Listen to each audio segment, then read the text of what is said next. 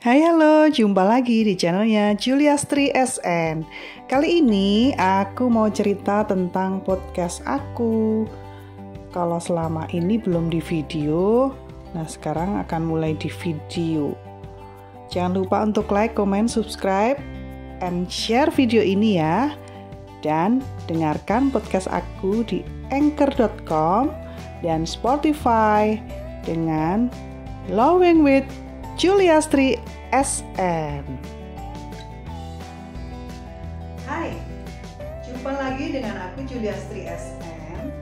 Video kali ini terasa istimewa karena merupakan video dari podcast aku. Kalian belum tahu ya, sekarang aku punya podcast. Udah jalan 5 episode dengan video ini. Yang 4 itu ada di podcast semua. Kalian bisa lihat podcast aku di anchor.com ataupun di Spotify dengan judul Loving with Juliastri SN. Nanti linknya aku sisipkan di deskripsi video ini ya. Kalian tonton deh. Jadi sekilas cerita tentang podcast aku ini tentang cerita-cerita ringan aja, cerita lucu berdasarkan pengalaman sehari-hari. Jadi dengan cerita lucu ini aku pengen semua orang itu bisa mengambil suatu hikmah dari setiap peristiwa, melihat sisi lucunya itu untuk membuat kita introspeksi, untuk mengingat-ingat kembali bahwa kenangan waktu itu dulu, mungkin dulu kita terasa begitu naif atau mungkin terasa culun gitu ya, dan sekarang kayaknya udah melewati step-step yang beda dengan dulu. Nah itu kan kita bisa kemudian menertawakan diri sendiri. Untuk apa? Ya tentunya untuk membuat diri lebih baik, membuat rasa senang atau mungkin merasa bahagia seperti itu. Nah, di episode kelima ini udah episode ketiga untuk season 1 tentang balada anak kos. Jadi di balada anak kos ini yang pertama episode tentang colokan listrik, kemudian yang kedua tentang kekancingan, dan yang ketiga ini tentang pindah kos ke kos campur. Nah kalau kalian penasaran pengen tahu episode 1 dan 2-nya, kalian bisa pantengin di channel podcast aku yaitu di anchor.com dan Spotify itu Loving with Juliastri SN. Oke, kita mulai ceritanya ya. Jadi ceritanya setelah tragedi colokan listrik dan kekancingan di kos yang lama, aku dan temanku memutuskan untuk pindah kos secepat mungkin. Jadi di sana menghabiskan waktu 1 bulan di kos itu. 1 bulan udah deh, nggak diperpanjang lagi. Aku sama temanku kemudian mencari info kos mana yang dekat dengan kantor yang kira-kira ada colokan listriknya di kamar. Nah kebetulan leader aku itu punya kos di dekat kantor dan dia kasih info kalau masih ada 2 kamar kosong di kosnya itu. Harganya berapa? Waktu itu terus tanya. Harganya itu lebih mahal sedikit sama kos yang dulu. Kalau yang kos dulu itu 125.000, yang ini sekarang 175.000 kalau nggak salah ya, itu tahun 2002. Kamarnya sih memang gede kayak kamar yang dulu itu juga gede, ukuran 3x4 kalau nggak salah, 3x4 meter. Nah kalau yang dulu itu ada tempat tidur dan lemari, kalau yang sekarang ini cuma ada tempat tidur aja, ngampar gitu di bawah, nggak ada bednya, nggak ada dipannya. Kalau bahasa Jawanya itu dipan. Kalian tahu nggak dipan itu apa? Dipan itu tempat tidur dari kayu, itu dari blabak. Pasti nggak tahu blabak kan? Ya pokoknya kayu untuk tempat tidur zaman dulu itu namanya dipan. Nah, tapi kalau kos yang dulu itu aku kan kos khusus cewek dan anak-anak SMA pula kebanyakannya dari kota Temanggung gitu ya, yang mereka kos sekolah di Magelang. Nah kalau yang sekarang ini kosnya itu kos campur. jadi kos laki-laki dan perempuan. Nah awalnya kita juga mikir, waduh kos campur nanti gimana ya gitu. Tapi nggak apa-apa karena leader aku itu juga cowok kan, laki-laki kos di situ dan dia udah berumah tangga, jadi ya nggak masalah karena sudah ada teman di sana dan pastinya kita juga nggak mikir macam-macam karena kita tujuannya memang hanya untuk kos, untuk persinggahan saat kita bekerja karena kita aslinya kan bukan di kota itu kan. Nah oke, hari itu juga kita langsung berkemas-kemas, ngambil barang, terus langsung pamit sama ibu kos yang lama. Nggak bilang kalau mau pindah sebelumnya. Ibu kosnya cuma, oh pindah gitu, bengong gitu kan. Ya udahlah, kita langsung bawa motor, barang-barang dibawa. Karena memang cuma nggak banyak, barangnya cuma pakaian aja, pakai satu tas cukup. Nah di kos yang baru ini, yang kos campur ini, kebanyakan penghuninya itu memang orang-orang yang bekerja di sekitar sana, tidak jauh dari kos-kosan. Ada yang jadi PNS, ada yang kerja swasta, ya macam-macam pekerjaan. Ada juga yang sales gitu kan, keliling. Jadi jam kerjanya itu sepi kos-kosan itu dari pagi sampai sore. Ngumpulnya itu paling malam gitu ya, itu pun udah punya kesibukan sendiri-sendiri, jadi ya nggak terlalu saling ngurusin banget gitu, nggak, ya sekedar say hello aja gitu sama teman-teman kos itu.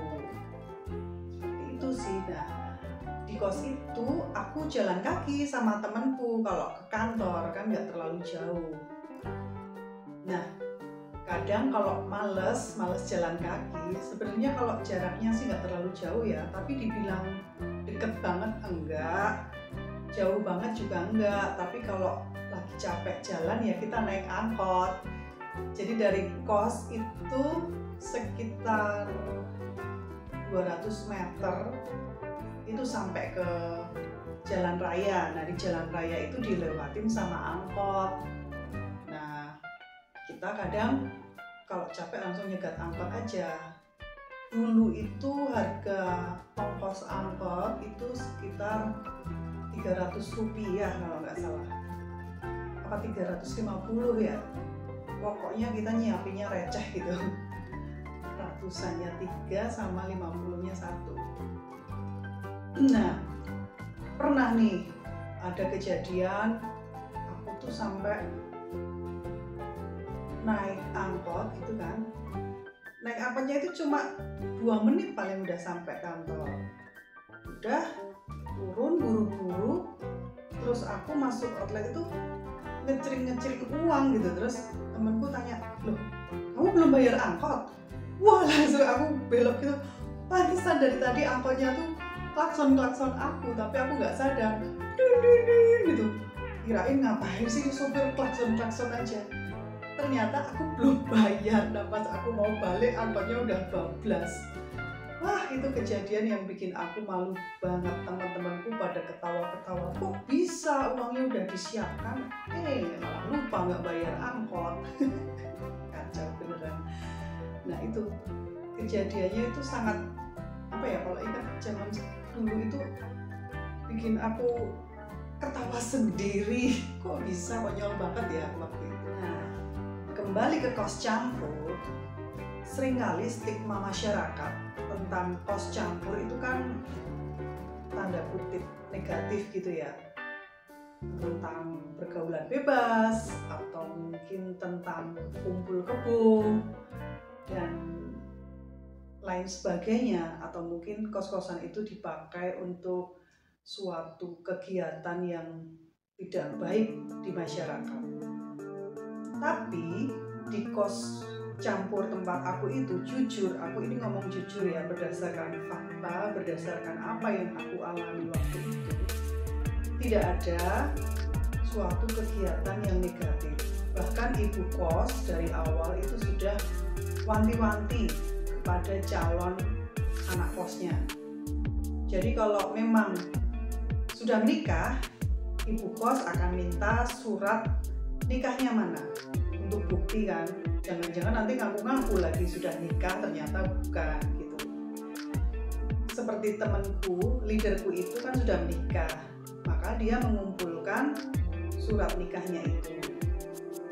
Nah, karena aku di sana masih single, belum menikah, dan temanku juga masih single, kita cuma dimintain identitas, waktu itu ya KTP, fotokopinya tapi bukan yang asli ya, seperti itu.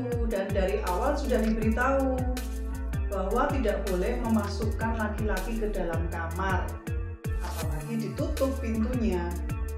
Wow, seperti itu. Jadi peraturannya memang seperti itu, dan kita juga nggak masalah dengan peraturan itu karena memang kita tujuannya untuk bekerja, bukan untuk yang aneh-aneh, ya kan? Nggak mungkin lah kita memasukkan cowok ke kamar untuk apa gitu. Karena pernah kejadian Bu Kos itu cerita, dulu itu pernah ada anak kos yang mungkin punya pacar gitu ya, pacarnya dimasukin ke kamar, terus ditutup pula dari luar. Ibu kos itu langsung gedor-gedor pintu itu. Gedor, begitu digedor, terus setelah itu anak kos itu diusir dari situ karena ibu kos tidak mau terjadi hal-hal yang diinginkan. Maksudnya hal-hal yang tidak diinginkan. Karena memang sekitarnya itu lingkungan baik, masyarakat di sana juga tidak yang aneh-aneh gitu, tidak ada kegiatan yang negatif seperti itu. Jadi ya oke, fine, kita tidak masalah dengan aturan itu, dan selama itu kita kos di situ dan memang tidak ada kejadian yang aneh, yang lainnya pun tertib, yang PNS, yang kerja, yang sales itu tidak ada yang melakukan perbuatan seperti yang dikhawatirkan.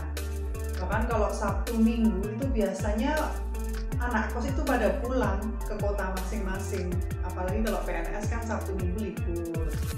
Kalau aku sama temanku itu kan karena bergerak di bidang jasa ya, jadi hari Minggu itu kita buka, kita liburnya itu hari biasa, justru di hari Senin sampai Sabtu itu kita pilih satu hari itu untuk hari off kita. Seperti itu. Jadi di kos ini justru solidaritasnya itu tinggi. Dari berbagai agama di situ juga kita saling toleransi, saling menghormati, tidak ada yang yang julid kalau zaman sekarang gitu ya, membuli gitu. Nggak ada, semuanya saling baik, saling menghormati gitu. Dan di kos itu disediakan satu dapur. Dapurnya itu lumayan luas, dekat dengan ruang cuci sama untuk kamar mandi. Nah, di dapur ini zaman dulu kan minyak tanah ya, itu bahan bakar kompornya. Aku beli kompor kecil gitu sama temen aku, terus bawa panci, bawa wajan gitu kan. Jadi kita kadang masak sendiri. Percaya nggak, dulu itu ya masak itu murah banget. Kita belanja paling 5.000 itu udah untuk beberapa hari. 5.000 itu maksudnya kita udah punya bumbu-bumbu, misalnya bawang merah, bawang putih, cabai gitu kan. Terus kita tinggal beli lauknya sama sayurannya yang segar, misalnya beli kangkung, kemudian beli ayam untuk kita berdua, aku sama temenku. Terus itu untuk makan 3 kali loh. Terus masak nasinya itu cuma 2 kaleng, itu bisa untuk 1 hari 3 kali makannya. Pernah waktu itu gajian tinggal beberapa hari gitu kan sama temanku, uang itu tinggal 5.000, beneran. Temanku cuma tinggal punya uang 5.000, aku juga cuma tinggal 5.000, padahal masih 3 hari lagi baru gajian. Terus kita gimana ini makannya gitu. Kalau beli di warung makan itu paling enggak sekali makan itu kalau lauknya standar bisa pakai banten gitu kan 3.000, itu yang paling murah. Kalau mau pakai tempe ya paling 2.000, nasi sayur tempe gitu 2.000 paling cukup cuma 2 hari ya, seharinya 1.000 mau beli apa, belum yang lain-lain. Nah tapi kalau kita masak itu bisa 5.000 untuk 3 hari, karena sekali belanja itu nggak sampai 5.000. Aku misalnya habis 3.000 ya, kangkung itu cuma 1.000 2 unting, ayam itu 2.000, itu seperempat zaman dulu masih bisa, isinya lumayan. Kalau nggak beli ayam ya kak, tempe aja, tempe udah bisa dapat banyak itu. Seperti itu makanan kita tiap hari itu sampai jadi seharinya 2.500 kalau nggak salah ya, 2.500 dibagi 2 sama temenku kan berarti cuma 1.250 gitu iurannya. Nah itu 3 hari berarti 3.750, malah sisa itu uang 5.000 itu. Nah itu hikmah banget yang kita ingat sampai sekarang itu. Kalau zaman sekarang 5.000 untuk makan 3 hari ya nggak mungkin bisa seperti itu. Jadi memang waktu kos itu kita benar-benar menghemat. Jadi setiap gajian itu uangnya langsung disisihkan, masukkan tabungan dulu, sisanya untuk kehidupan sehari-hari, paling ya untuk makan, untuk transport, untuk pulang, dan lain sebagainya. Itu sih cerita tentang kos campur aku yang menurutku itu lucu aja sih, menyenangkan untuk diingat sampai sekarang, karena memang keakrabannya itu bisa terjalin setiap pagi gitu. Misalnya pintu kamarku sama temenku udah digedor-gedor sama temen yang kerja di situ juga ya, PNS itu bapak-bapak, ada juga yang masih single gitu, ayo kita lari pagi gitu, kita lari pagi terus jalan-jalan, terus habis itu kita makan gudeg, setelah itu pulang lagi ke kos terus kerja gitu, seperti itu. Jadi kita hiburannya cuma main sama teman bareng-bareng kemana gitu, naik motor keliling, udah habis itu di kos lagi, udah dengan kesibukan masing-masing. Seperti itu. Mungkin kita sambung lagi ya untuk besok, ceritanya mungkin udah nggak tentang kos, anak kos lagi, nanti akan ada topik yang baru lagi. Oke, jumpa lagi di episode podcast saya selanjutnya. Love and with Juliastri SN. Dadah!